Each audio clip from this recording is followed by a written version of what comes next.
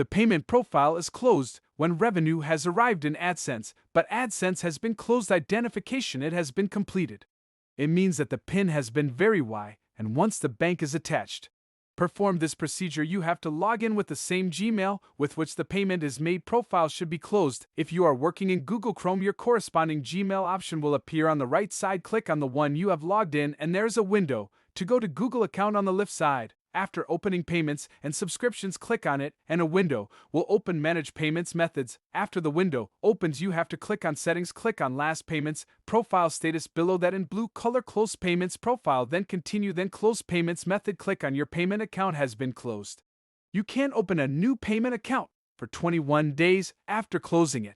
Reopening a closed payment profile. For this, first you need to install VPN extension and set US IP. Then write GPay support in the browser. First website Google Pay help. Click on contact us. There will be a form. The first option is to select the first number. In second place, reopen my profile. Then click on next and then select open a profile. After that, the next step is to do then finally next step after the new window opens.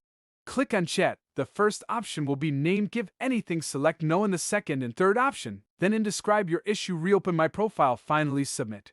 After waiting for some time, the live chat will start and the number will be told.